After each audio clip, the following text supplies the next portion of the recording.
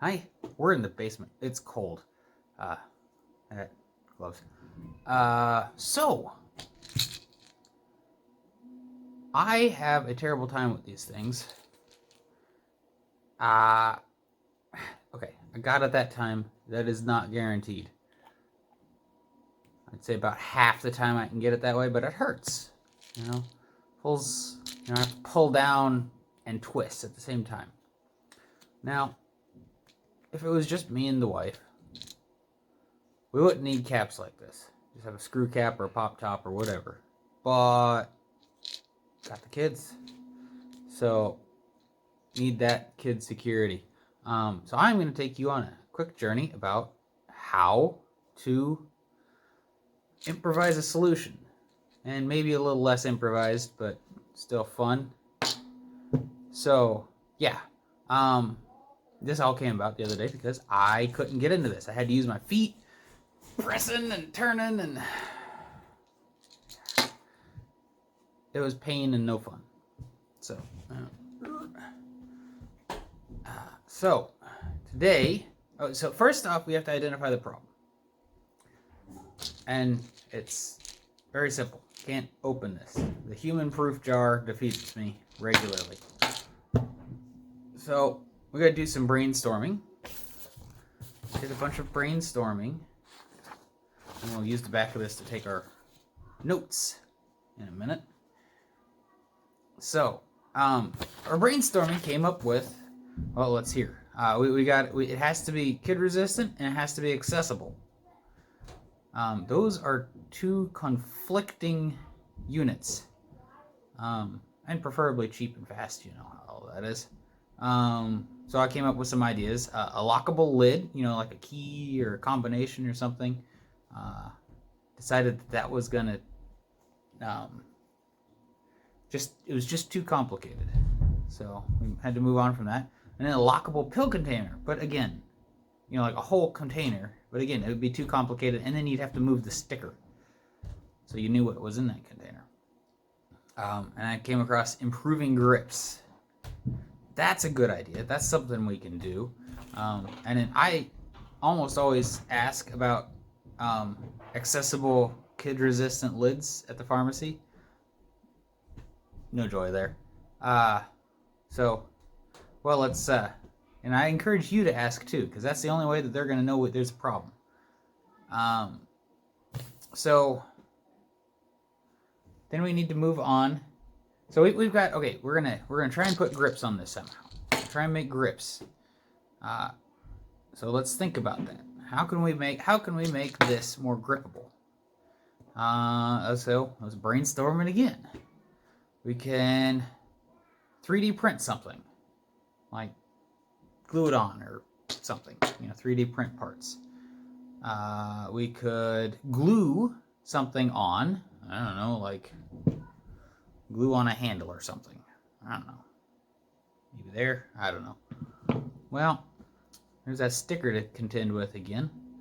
Let's see, what else do we got? Rubber bands and zip ties, maybe? That's just a trip to the junk drawer. Let's see, I've already made the trip through TV Magic.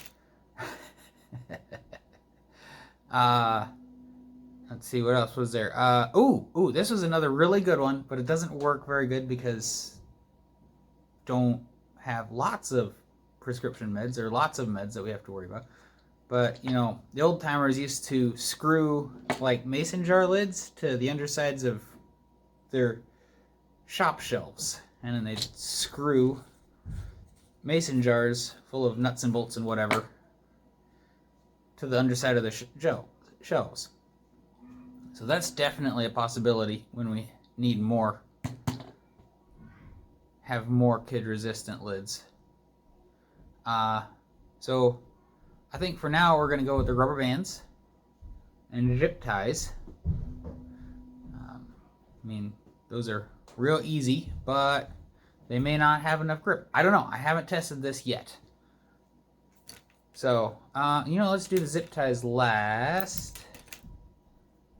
Let's try some rubber bands here.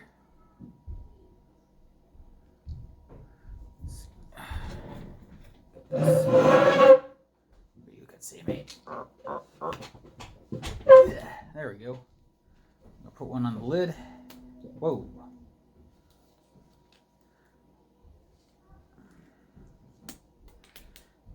Whoa.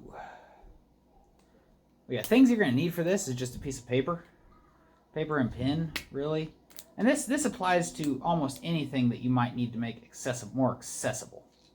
Okay, there's some grip on there. Now let's get one on the bottom. Let's use a big pink one so we can see it. But that means lots more to turn on. Now you can see here I'm already using my knees. Figured this would probably happen. It's fine. I do a lot of things with my knees. Alright, so let's see. Did that improve one hand opening? Little bit. Not a lot though.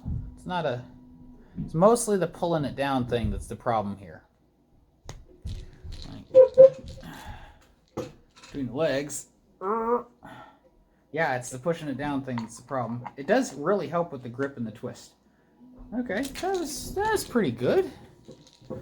I think we can do better though. Uh-huh. Alright, let's see how these zip ties work. Off with ya.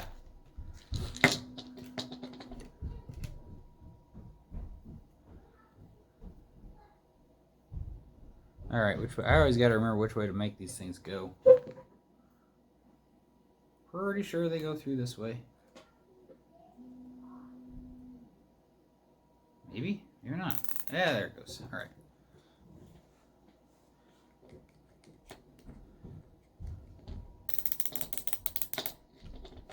Huh?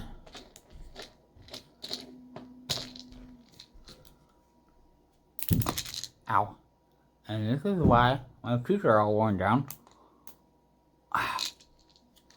Let's see. Oh, I was sort of afraid of that. It spins on there already. Bet a pliers. Maybe I'll get enough wrench on this to.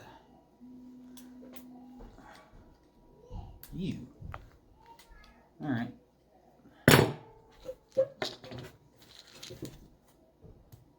Yeah, it's still spinning. All right. Well, zip ties were a fun idea, but not great.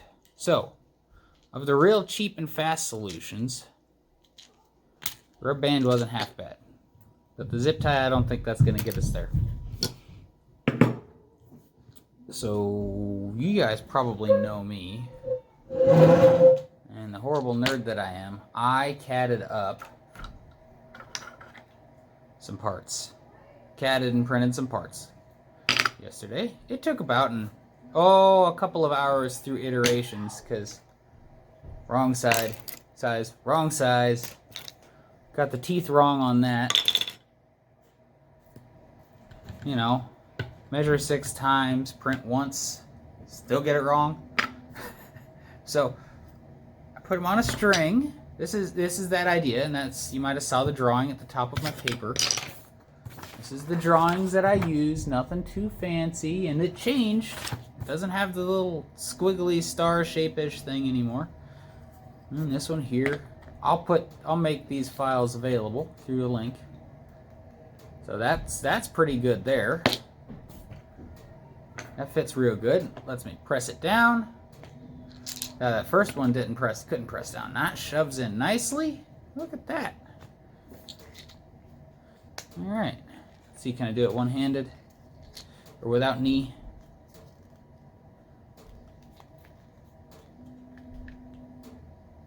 You know, can I do it without the bottom part? That's for those really stubborn days, you know. Here, there. Ta-da! Open.